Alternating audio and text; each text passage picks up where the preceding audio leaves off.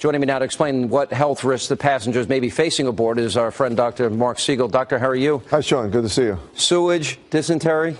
That's number one on the list, and it's amazing what the crew's been able to do if that hasn't happened yet, and Brenda was sounding like it hasn't. Because once your hands get contaminated, you don't have the kind of clean water you do to get rid of the bacteria, and then you get dehydrated because there's a lot of heat around there, and there's been some smoke in the cabins, so you have a risk of smoke inhalation. The stress, I'm so glad to hear her say people kept their spirits up, because can you imagine? You're at sea for 7 days, you don't know when you're going to be brought in, you're supposed to be there for 3 days, the anxiety. People with underlying health problems, someone was taken off for dialysis, as she said, a relative, but the underlying health problems, if you run out of your medications, that can be a problem with your high blood pressure or your heart problems. I would assume that people, if they have medical conditions, because they were due to be on the boat for X number of days, that they probably were prepared. Don't those ships have doctors and they have nurses and they do have some provisions and some pharmaceutical help, right? They have a full-time physician usually on a ship like that, and nurses, and I bet that they were working overnight, all through the night to make sure that people didn't get sick. Emergency provisions. If they had been at sea much longer than this, that might have been a problem. I am definitely concerned about there having been a risk for dehydration. Yeah, my biggest concern, and I've never been a big boat person, but I've been out on boats with friends, and I've tried to dock a boat once or twice in these little spaces. It's not that easy to do that. Are you a big boater?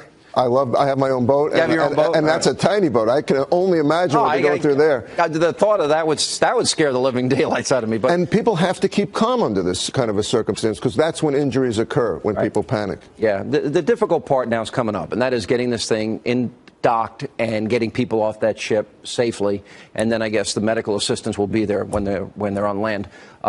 Stay right there with us. Also joining us live on the phone from the powerless cruise ship is Robert Moliam, who just got married last weekend. I guess this is your honeymoon, Rob?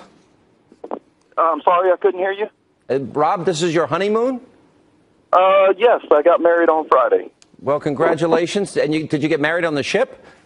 Yes, I did. I hope this is not an indication of maybe some rough waters ahead in your marriage. I don't mean to laugh. How are you holding up? How are you holding up? How's everybody else holding up? I'm doing fine.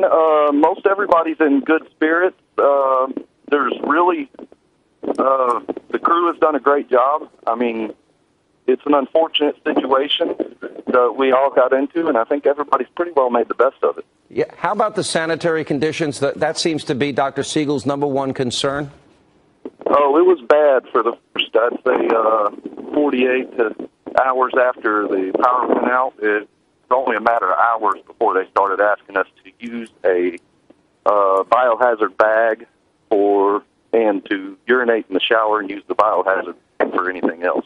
Yeah, and that built up pretty quickly in the hallways. You can imagine the smell, and not to mention toilets overflowing, things like that. How were you able to keep your hands clean after using that kind of conditions? Luckily, they have sanitary stations, sanitizer stations all over the ship. Yeah. So I pretty much, I came and I shot a one. I went at the time. Did you have drinking water? Are you able to have drinking water all the time? Yes. The water was out for better part of a day. They got the water filtration and water system back up and running. The toilets are not such a good story, but they did have bottled water for us. I think they started running low, and they pulled additional cruise ships up and stocked us back up. And I'm not making light of it, but usually they have a lot of alcohol, which may have helped, I guess, on one of the ships. Rob, it's your honeymoon.